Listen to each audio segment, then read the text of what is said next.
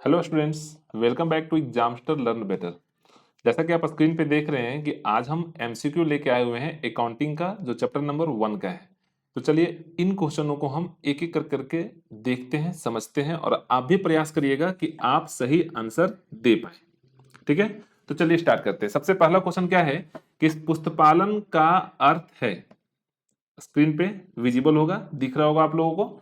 क्या बोलता है इसमें कि पुस्तपालन का अर्थ है, the meaning of book keeping is पुस्तकों को रखना, पुस्तकों को अलमीरा में रखना, व्यापारिक लेन देनों का हिसाब पुस्तकों में रखना और उपर्युक्त सभी। तो सोचिए क्या आंसर होगा इसका। ठीक है, चलिए आप लोग भी अपना आंसर कमेंट में डालते जाइए, तो आपको पता चलेगा कि आप कितना सही जवाब दे रहे हैं। और बाद में मैं तो बता ही दूंगा फिर आपको। तो चलिए पहला क्वेश्चन का जो आंसर है करेक्ट वाला, वो आपका होगा सी। ठीक है, ये होगा सी वाला, व्यापारिक लेन देनों का हिसाब पुस्तकों में रखना, recording business transactions in books of accounts. Clear है?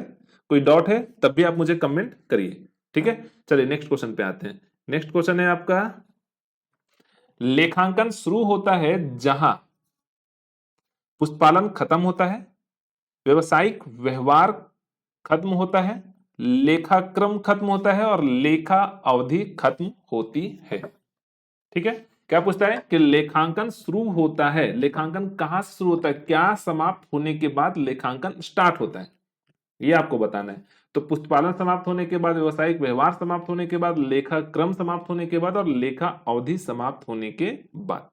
जैसा कि मैं आपको बोला हूं कि आप लोग भी अपने अकॉर्डिंग जो आपको करेक्ट आंसर लगता है, आप कमेंट में उस आंसर को लिखिए।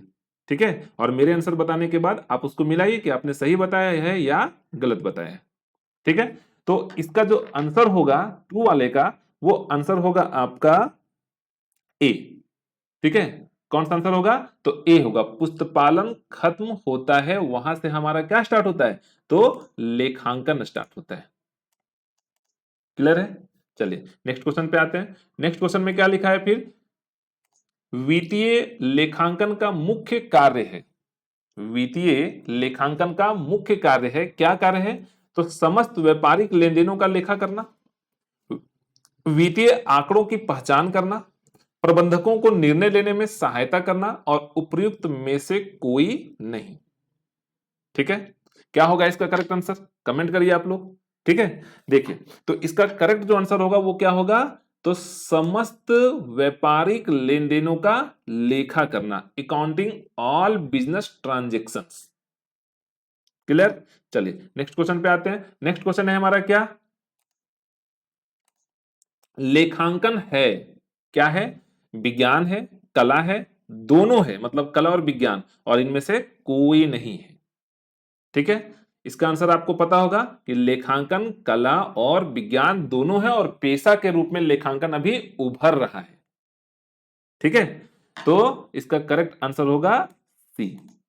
चलिए नेक्स्ट क्वेश्चन पे आते हैं। नेक्स्ट क्वेश्चन 5 में क्या लिखता है, निम्न में लेखांकन का उद्देश्य है पूंजी एवं दायित्वों का ज्ञान, रोकड़ एवं बैंक शेषों का ज्ञान, लेनदारों एवं देनदारों का ज्ञान और उपर्युक्त सभी। ठीक है, क्या बोला कि निम्न में लेखांकन का उद्देश्य है, ये कौन सा उद्देश्य लेखांकन का है, ये आपको बताना है कि पूंजी एवं दायित्वों का ज्ञान लेखांकन करते हैं तो उसका क्या उद्देश्य होता है कि पूंजी और दायित्वों का हमको ज्ञान पता होता है, मतलब कितना पूंजी है कितना दायित्व है, रोकड़ एवं बैंक शेषों का हमको पता चलता है, लेनदारों और देनदारों का पता चलता है और उपर्युक्त सभी। तो इसका करेक्ट आंसर क्या होगा, उपर्युक्त सभी। ठीक है, चलिए 6 क्वेश्चन देखते हैं। इसमें क्या लिखता है, पुस्तपालन की दोहरा या दोहरी लेखा प्रणाली का आविष्कार किसने किया?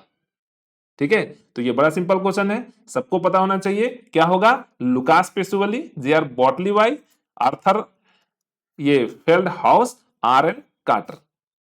तो पता है आपको इसका आंसर 1 होगा, लुकास पेसुवली। ठीक है, चलिए 6 नंबर क्वेश्चन पे आते हैं। 6 में क्या बोलता है, पुस्तपालन एवं लेखाक्रम की प्रथम पुस्तक प्रकाशित हुई, आपके सामने डेट है कितना, तो 1946, 1498, 1494 और 1596। तो पुष्पालन की प्रथम पुस्तक कब प्रकाशित हुई थी ये आपको बताना है। ठीक है, आप लोग अपना कमेंट करते रहिएगा और मेरे द्वारा बताए हुए आंसर से क्या करिएगा, मैच करते रहिएगा। तो इसका जो सही आंसर होगा वो होगा 1498। ठीक है, 1498। चलिए नेक्स्ट क्वेश्चन देखते हैं।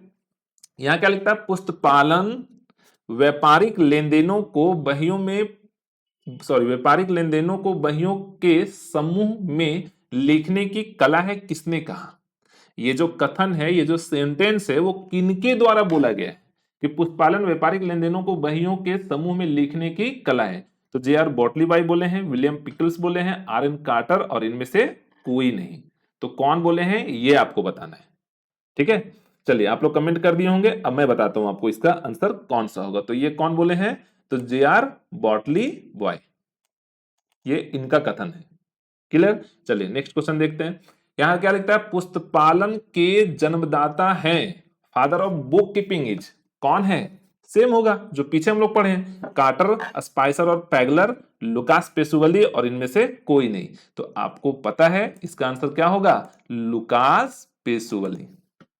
क्लियर, चलिए नेक्स्ट क्वेश्चन पे आते हैं। नेक्स्ट क्वेश्चन क्या लिखता है, लेखांकन की भाषा है, the language of accounting is money, यानी कि मुद्रा, लेन देन, व्यापार, और इनमें से कोई नहीं। तो क्या होगा, कमेंट करिए। देखिए इसका जो करेक्ट आंसर होगा वो होगा आपका बिजनेस, यानी कि व्यापार। ठीक है, चलिए नेक्स्ट क्वेश्चन पे आते हैं।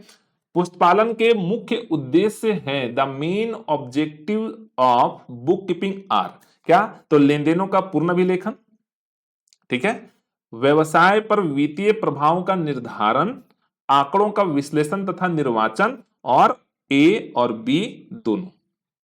फिर से पढ़ लेते हैं एक बार क्वेश्चन। पुस्तपालन के मुख्य उद्देश्य है, बुक कीपिंग का मेन ऑब्जेक्ट क्या है ये आपको बताना है। तो लेन देनों का पूर्ण अभिलेखन करना, complete recording of transactions, ascertainment of financial effect on the business, और analysis and interpretation of data, और ए और बी दोनों। तो बताइए कौन सा इसका आंसर होगा। तो इसका सही जो आंसर होगा वो होगा आपका ए, लेन देनों का पूर्ण अभिलेखन, कंप्लीट रिकॉर्डिंग ऑफ ट्रांजेक्शंस। ठीक है, क्लियर है यहां तक। चलिए आगे देखते हैं। 12 में क्या लिखता है, प्रबंध लेखांकन। ठीक है, प्रबंध लेखांकन मैनेजमेंट अकाउंटिंग क्या है, एक लिपिकीय कार्य है, भविष्य के लिए लेखांकन है, लेन देन से संबंधित प्रबंध की एक अभिलेखन तकनीक है, और व्यवसाय की पूर्व क्रियाओं का विश्लेषण है। तो बताइए इसमें कौन सा आंसर होगा, एक लिपिकीय कार्य, भविष्य के लिए लेखांकन, लेन देन से संबंधित प्रबंध की एक अभिलेखन तकनीक, और व्यवसाय की पूर्व क्रियाओं का विश्लेषण। ठीक है, तो देखिए इसका जो करेक्ट आंसर होगा ना वो होगा आपका कौन सा, बताइए, सी। ठीक है, लेन देन से संबंधित प्रबंध की एक अभिलेखन तकनीक है। ठीक है, चलिए नेक्स्ट क्वेश्चन देखते हैं। नेक्स्ट क्वेश्चन में क्या लिखता है, लेखांकन के प्रत्यक्ष लाभ हैं जिसमें शामिल नहीं है, लेखांकन के प्रत्यक्ष लाभ हैं जिसमें शामिल नहीं है, the direct advantage of accounting do not include, क्या, तो वित्तीय विवरणों का निर्माण, तुलनात्मक लाभ, लाभ हानि का निर्धारण, संबंध समूहों को सूचना देना।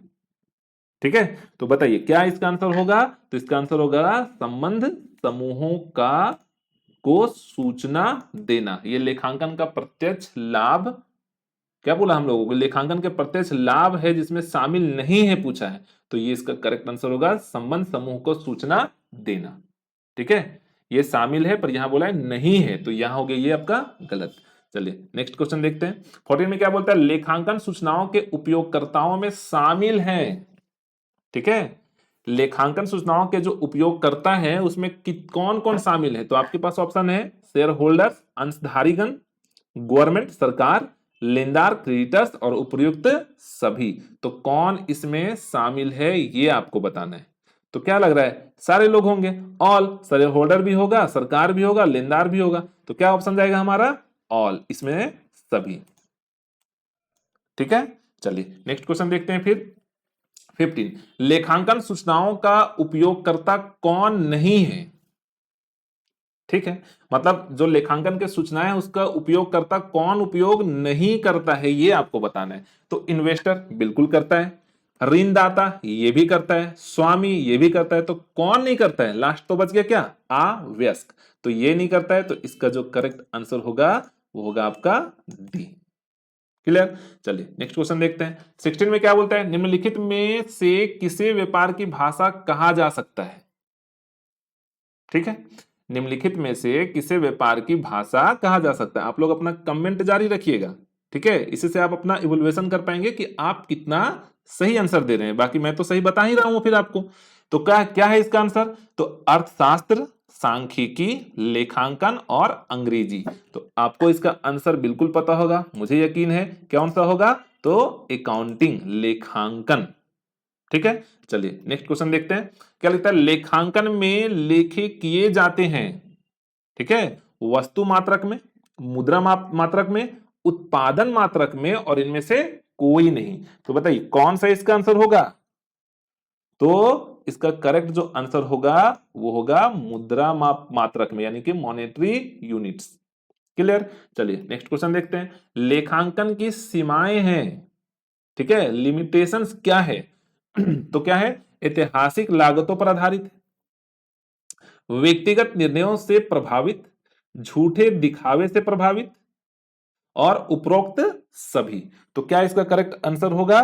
तो ये होगा आपका उपरोक्त सभी। ठीक है, लेखांकन ये सारे क्या है? सीमाएं हैं, ऐतिहासिक लागतों पर आधारित, व्यक्तिगत निर्णयों से प्रभावित, और झूठे दिखावे से प्रभावित। क्लियर? चलिए नेक्स्ट क्वेश्चन देखते हैं। फिर क्या लिखता है? निम्न मदों में कौन सी वित्तीय प्रवृत्ति की नहीं है? ठीक है, कौन सा वित्तीय प्रवृत्ति की नहीं है? फाइनेंशियल नेचर कौन सा मद जो नीचे दिया हुआ वो नहीं है, ये आपको बताना है। तो पहला क्या बोला? कार उधार पर खरीदी, यानी उधार खरीदा। एक कर्मचारी को नौकरी से हटा दिया, स्वामी ने व्यक्तिगत प्रयोग के लिए नकदी निकाली और भवन नगद में खरीदा। बताइए क्या आंसर होगा इसका? तो क्या होगा? एक कर्मचारी को व्यापार से हटा दिया, कार उधार खरीद रहे हैं, पैसा तो देंगे ना, ठीक है। स्वामी व्यक्तिगत प्रयोग के लिए माल निकाला, तो काउंटिंग तो हो रहा है ना कि कितने का निकाला, और भवन खरीद रहे नगद में, तो क्लियर ही है। तो क्या होगा इसका आंसर? बी होगा, एक कर्मचारी को नौकरी से हटा दिया। चलिए नेक्स्ट क्वेश्चन आते हैं, क्वेश्चन नंबर 20। देखिए क्या बोलता है? 31 मार्च 2012 को 5,000 रुपए मूल्य के माल का विक्रय किए जाने के बाद उसके पास 8,000 रुपए का अंतिम स्टॉक बचा रहा।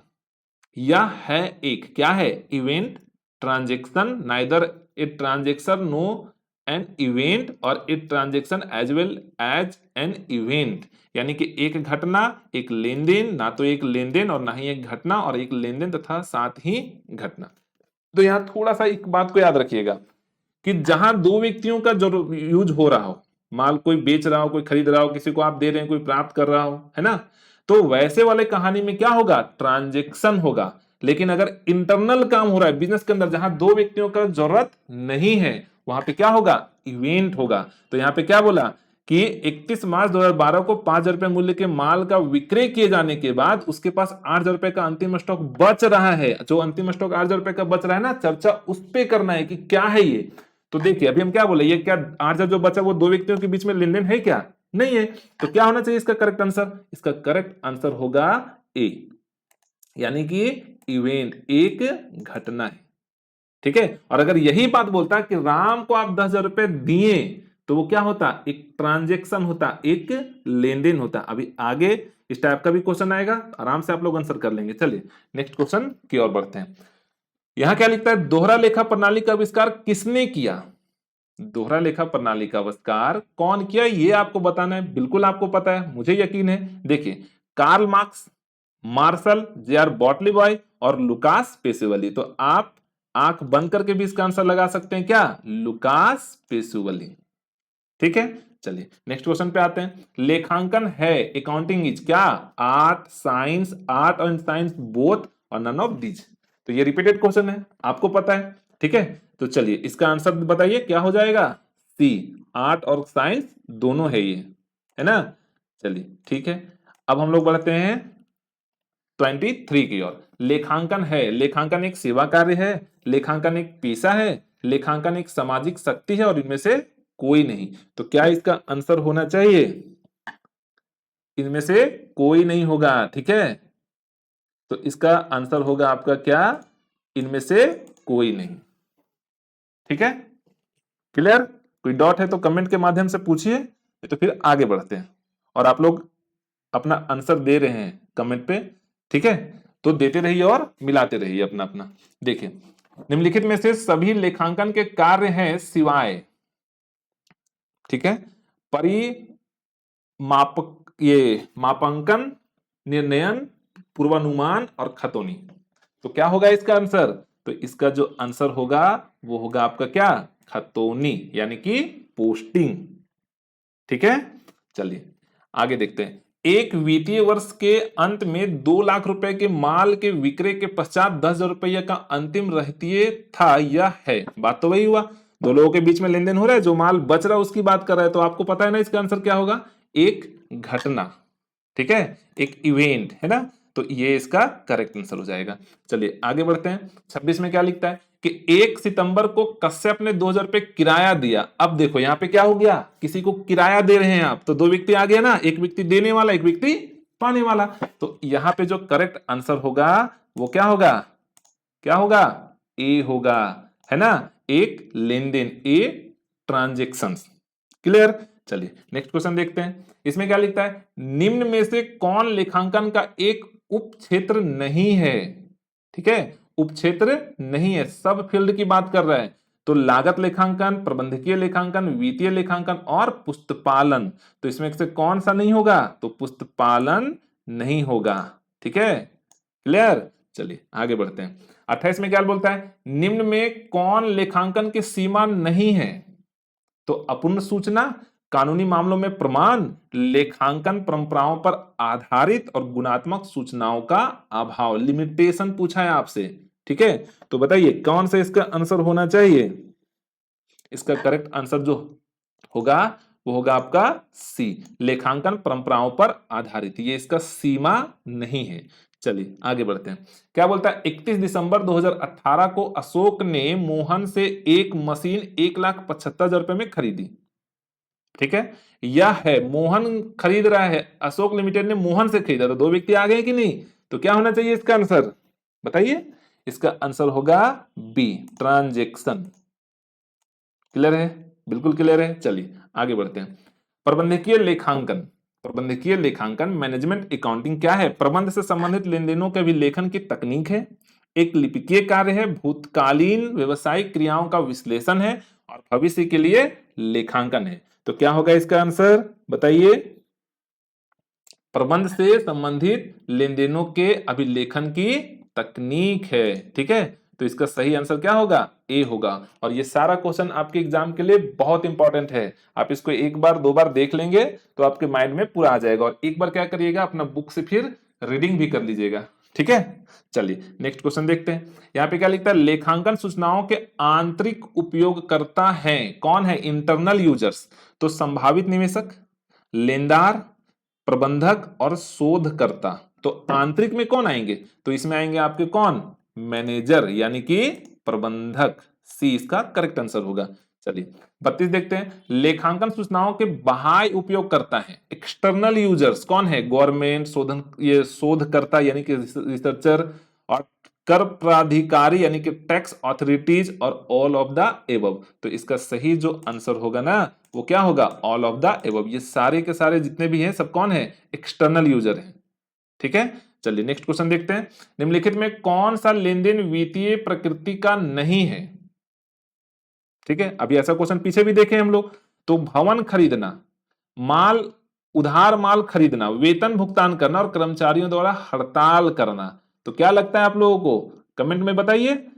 इसका कौन सा आंसर होगा? डी, है ना, कर्मचारियों द्वारा हड़ताल करना। ये वित्तीय प्रकृति का नहीं है, यहाँ पे कोई वित्तीय लेन देन नहीं हो रहा है। चलिए 34 देखते हैं। कार्यालय भवन के किराए के रूप में दिया गया 5,000 रुपया है एक क्या? Event, transaction, both A and B और नन ऑफ दीज। पता है मुझे, ये आंसर आप लोग बिल्कुल दे देंगे अच्छे से। देखिए इसका कौन सा आंसर होगा? तो ये होगा एक ट्रांजेक्शन, लेन देन। क्लियर? चलिए नेक्स्ट क्वेश्चन देखते हैं। लेखांकन में लेखा होता है, लेखांकन में लेखा होता है केवल वित्तीय लेन देनों का, केवल गैर वित्तीय लेन देनों का, स्वामी के निजी लेन देनों का और वित्तीय एवं गैर वित्तीय लेन देनों का। तो कौन सा होता है लेखांकन में, किस प्रकार का लेखा होता है?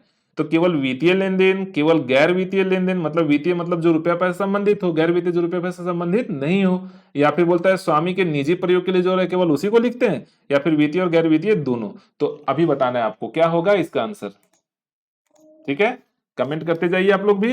देखिए इसका जो करेक्ट आंसर होगा वो होगा ए, ठीक है? कितना होगा? ए होगा, केवल वित्तीय लेन देनों का। चलिए नेक्स्ट क्वेश्चन देखते हैं। लेखांकन इसकी भाषा है, किसकी भाषा है? तो इन्वेस्टमेंट, इंडस्ट्री, बिजनेस और स्टैटिक्स। तो इसका करेक्ट आंसर क्या होगा? इसका करेक्ट आंसर होगा बिजनेस, व्यवसाय की भाषा है लेखांकन। क्लियर? चलिए नेक्स्ट क्वेश्चन देखते हैं। पुस्तपालन से आशय है, पुस्तपालन से आशय है व्यवसायिक व्यवहारों को पुस्तकों में लिखने की कला, लेखा पुस्तकों को रचना, पुस्तकों को क्रय विक्रय हेतु संभाल कर रखना और उपरोक्त सभी। तो क्या होगा इसका करेक्ट आंसर, बताइए? तो इसका करेक्ट जो आंसर है वो है आपका ए। एक्चुअली यहाँ पे गलत लिखा हुआ है, देखिए यहाँ पे ए होना चाहिए फिर बी होना चाहिए, पर ये थोड़ा सा गड़बड़ है, तो इसको मैनेज कर लीजिएगा। ये ऊपर वाला आंसर आपका सही होगा, ठीक है? चलिए नेक्स्ट क्वेश्चन देखते हैं। लेखांकन के कार्य हैं लाभ तथा हानि की गणना करना, व्यवसाय की वित्तीय स्थिति ज्ञात करना, विभिन्न पक्षकारों को सूचनाएं प्रदान करना और उपयुक्त सभी। तो क्या इसका आंसर होगा? उपयुक्त सभी, यानी कि डी। आप लोग भी क्वेश्चन का आंसर कमेंट करते रहिए, ठीक है? और मिलाते भी रहिए। चलिए देखिए, लेखांकन की विशेषताएं हैं अभिलेखन, वर्गीकरण, सारांश तैयार करना और उपयुक्त सभी। तो इसका कौन सा आंसर होगा? उपयुक्त सभी, ठीक है? क्लियर? चलिए आगे देखते हैं। लेखांकन के प्रकार हैं वित्तीय लेखांकन, लागत लेखांकन, प्रबंधकीय लेखांकन और उपयुक्त सभी। पता है क्या होगा? सबको पता है। चलिए इसका आंसर होगा डी, उपयुक्त सभी, ठीक है? नेक्स्ट क्वेश्चन की ओर आते हैं। निम्न में किसे व्यापार की भाषा कहा जाता है? सेम क्वेश्चन नहीं हो गया? सेम ही है। तो क्या होगा इसका आंसर? इसका आंसर होगा लेखांकन, अकाउंटिंग, ठीक है? चलिए फिर से नेक्स्ट क्वेश्चन देखते हैं। भारतीय इंस्टीट्यूट ऑफ चार्टर्ड अकाउंटेंट्स की स्थापना कब हुई? 1948, 1949, 1950 और 1952। तो क्या होना चाहिए इसका आंसर? इसका करेक्ट आंसर जो होगा वो होगा आपका 1949, ठीक है? और एक हम लोग पीछे डेट में देखे थे, वहां पे क्या था? वो पीछे वाला डेट में याद है? याद करिए, सोचिए सोचिए। एक डेट वाला क्वेश्चन आया था ना जिसमें हम लोग आंसर लगाए थे 1494, वो क्या था? तो पुस्तपालन एवं लेखांकन का जो बुक प्रकाशित हुआ था उसका डेट था, ठीक है? चलिए अब हम लोग नेक्स्ट क्वेश्चन देखते हैं। इसके बाद वो हमारा 43, क्या बोलता है? निम्नलिखित में से कौन व्यवसायिक लेन देन नहीं है? ठीक है, व्यवसायिक लेन देन कौन नहीं है ये आपको बताना है। तो पुनः बिक्री हेतु माल का क्रय मूल्य, वेतन दिया, नगद माल बेचा और व्यक्तिगत प्रयोग हेतु एक टीवी खरीदी। क्लियर तो है कि हम व्यक्तिगत प्रयोग के लिए, अपने पर्सनल यूज के लिए टीवी खरीदे, कुछ भी खरीदे, तो उसको बिजनेस से तो कोई मतलब है ही नहीं। तो इसका जो करेक्ट आंसर होगा वो कौन सा होगा? तो ये होगा आपका डी, ठीक है? नेक्स्ट क्वेश्चन देखिए क्या लिखता है। वित्तीय लेखांकन का मूलभूत कार्य है, वित्तीय लेखांकन का मूलभूत कार्य है सभी व्यवसायिक लेन देनों का लेखा करना, वित्तीय समंको का निर्वाचन करना, प्रबंधन को मदद करना और इनमें से कोई नहीं। तो क्या होगा इसका करेक्ट आंसर? तो इसका जो करेक्ट आंसर होगा वो होगा आपका ए, ठीक है ना? चलिए अब नेक्स्ट क्वेश्चन देखते हैं। बोलता है पुस्तपालन का मुख्य उद्देश्य है लेन देनों का पूर्ण अभिलेखन, व्यवसाय पर वित्तीय प्रभाव का निर्धारण, समांकों का विश्लेषण तथा निर्वाचन, और ए और बी दोनों, ठीक है? कमेंट करिए आप लोग भी। देखिए इसका जो सही आंसर है वो होगा आपका ए, लेन देनों का पूर्ण अभिलेखन। क्लियर है? चलिए कौटिल्य ने इस पर पुस्तक लिखी थी, किस पर? लेखांकन पर नहीं, इस पे कौन लिखे थे? तो लुकास पेसियोली। सांख्यिकी का अलग है, तो किस पे लिखे थे वो? तो यहां हो जाएगा अर्थशास्त्र, इकोनॉमिक्स, ठीक है? चलिए नेक्स्ट क्वेश्चन देखते हैं। लेखांकन सतर्कता पूर्ण एवं कुशल डॉट डॉट डॉट पद पर आधारित है। किस पर? पुष्पालन प्रणाली, अभिलेखन प्रणाली, वर्गीकरण प्रणाली और संप्रेषण प्रणाली।